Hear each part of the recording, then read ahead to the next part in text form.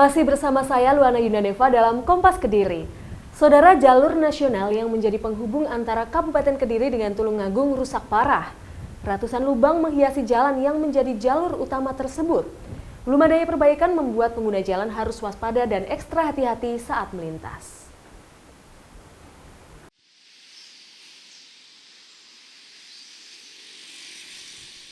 Kondisi jalan yang merupakan jalur utama penghubung antara Kabupaten Kediri dengan Kabupaten Tulungagung sungguh memprihatinkan. Ratusan lubang dengan berbagai ukuran tersebar di sepanjang jalur nasional tersebut.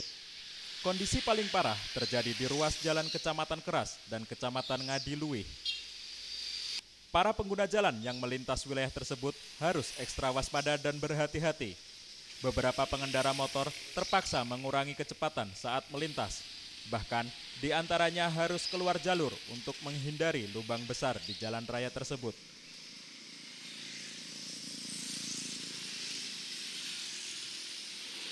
Kondisi jalan ini bertambah parah saat hujan turun karena lubang tersebut tertutup genangan air dan membahayakan pengguna jalan. Guna memperingatkan pengguna jalan, lubang tersebut dicat dengan beberapa warna mencolok agar pengguna jalan lebih waspada lagi. Beberapa di antaranya juga dituliskan peringatan awas di sekitar lubang. Tadi Pak, kok lewat pinggir jalan ini Pak? Ya jalannya terlalu gitu, banyak lubangnya, tajam lagi. Kalau nggak lewat pinggir kan ya jatuh. Sudah lama Pak ini jalannya rusak ini Pak? Lama sekali. Belum ada perbaikan Pak dari pemerintah Pak ya? Belum. Nah, sepanjang jalan Ngadiluih ini semua rusak. Nggak ada perhatian dari pemerintah. Sering terjadi kecelakaan nggak Pak di sini Pak? Sering. Sering Pak ya? Apalagi anak sekolah itu kan sering. Kondisi jalan rusak ini sudah berlangsung lama dan belum diperbaiki oleh pemerintah. Warga berharap pemerintah segera memperbaiki jalan tersebut agar tidak membahayakan pengguna jalan. Bramanta Pamungkas, Kompas TV Kediri, Jawa Timur.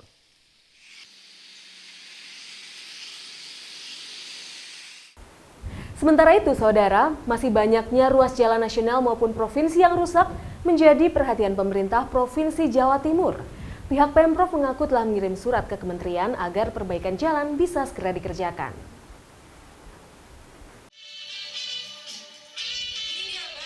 Hal ini diungkapkan oleh Wakil Gubernur Jawa Timur, Saifullah Yusuf, usai menghadiri pembukaan ajang kreasi seni dan olahraga madrasah Aksioma di Stadion Canda Birawa Pare, Kabupaten Kediri. Menurutnya, saat ini ruas jalan yang rusak mayoritas merupakan jalan nasional yang berada di bawah pengawasan Balai Besar Pelaksanaan Jalan Nasional. Pihak provinsi sendiri sejak tahun 2014 lalu sudah menerapkan sistem swakelola untuk 1.400 km ruas jalan provinsi.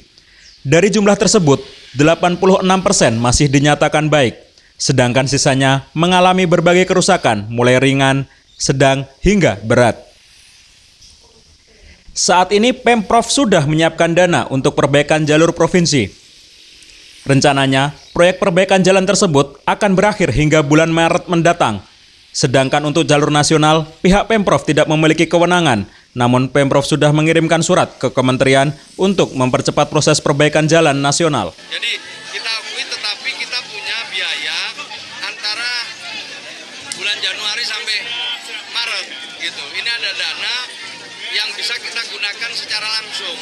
Sementara yang jadi masalah sekarang ini dari Balai Besar tidak ada dana transisi, sehingga ketika jalan rusak dari bulan Januari sampai Maret itu tidak bisa langsung dikerjakan karena nggak ada dana, nunggu pemenang. Sekarang sudah ada pemenangnya. Harapan kita paling tidak pada Februari ini udah selesai semua. Gitu. Jadi Kerusakan jalan provinsi seperti yang terjadi di wilayah Kecamatan Keras dan Ngadiluih, Kabupaten Kediri banyak dikeluhkan oleh pengguna jalan. Lubang yang menganga di tengah jalan membuat mereka tidak nyaman dan rawan terjadi kecelakaan. Bramanta Pamungkas, Kompas TV Kediri, Jawa Timur. Saudara, curah hujan yang tinggi yang terjadi belakangan ini membuat tanah di Kabupaten Tulungagung, Jawa Timur mengalami retak dan amblas sedalam 2 meter. Jalan utama di lokasi tanah amblas tersebut terancam putus karena konstruk tanah yang labil.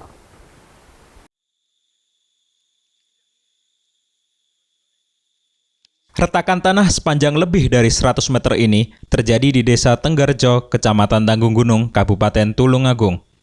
Tanah di lokasi tersebut juga amblas sedalam 2 meter. Akibatnya, jalur utama di lokasi berpotensi terputus. Kondisi tanah yang retak dan amblas ini sudah diketahui warga sejak 2 minggu lalu. Namun, warga menganggap hal tersebut biasa. Warga baru menyadari bahaya sejak retakan tersebut bertambah dan tanah semakin amblas.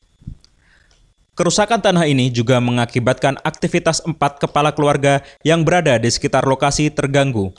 Jalan sepanjang sekitar 50 meter di desa tersebut juga tidak dapat dilalui kendaraan bermotor.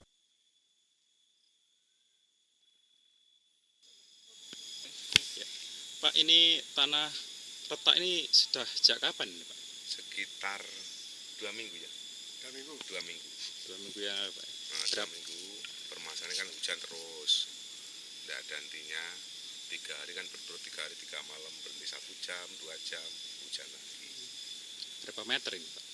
Ini sekitar 50.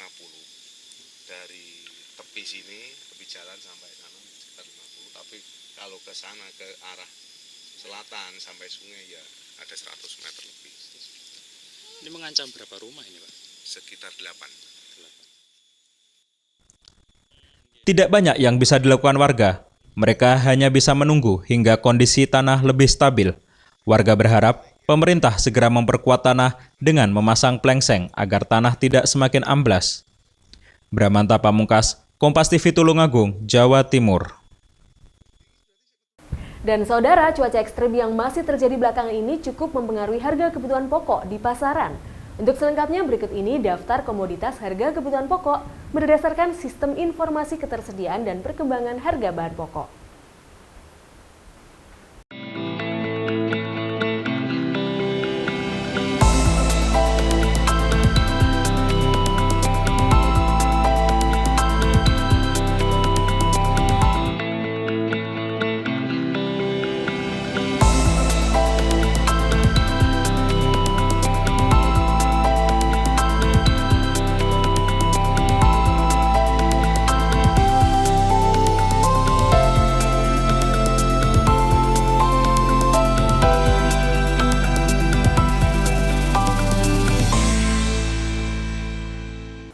Saudara, seorang pria di Tulungagung membuat kreasi seni ukir unik berbahan sandal jepit.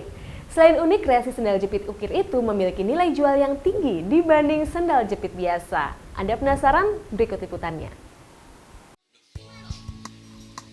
Berawal dari iseng, Ahmad Rifai, seorang kuli bangunan asal Desa Sanggrahan, Kecamatan Boyolangu, Kabupaten Tulungagung, membuat kreasi seni ukir sandal jepit.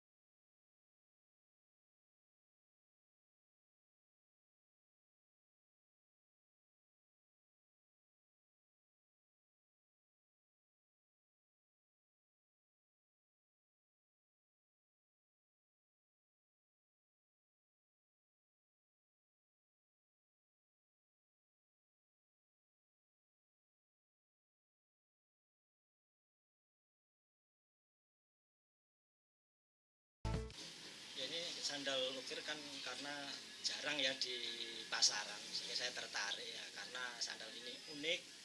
Di samping itu juga motif-motifnya yang ada di sandal ukir itu sesuai dengan yang saya pesan. Jadi apa yang motif yang saya pesan pasti bisa dibuatkan. Sampai itu harganya juga murah. Pemasaran sandal jepit ukir ini sudah merambah ke beberapa kota besar seperti Surabaya, Jakarta, Malang, dan Semarang. Banyaknya jumlah pemesanan membuat Rifai kewalahan. Proses pembuatannya yang lumayan rumit membuatnya hanya bisa menyelesaikan 3 pasang sandal jepit setiap hari.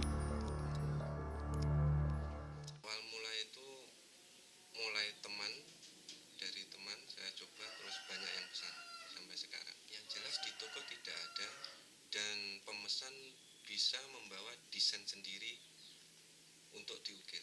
Gambarnya apa aja tuh? Gambar mulai tokoh kartun, flora fauna, logo,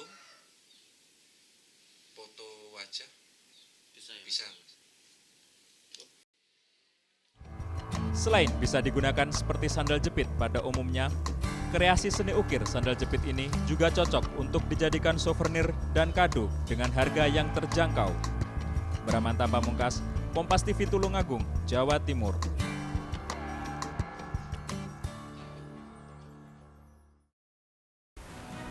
Saudara, seluruh karyawan Kompas Gramedia Group di Kediri menggelar syukuran bersama. Bagaimana keceriaan acara tersebut? Saksikan liputannya usai jeda berikut ini.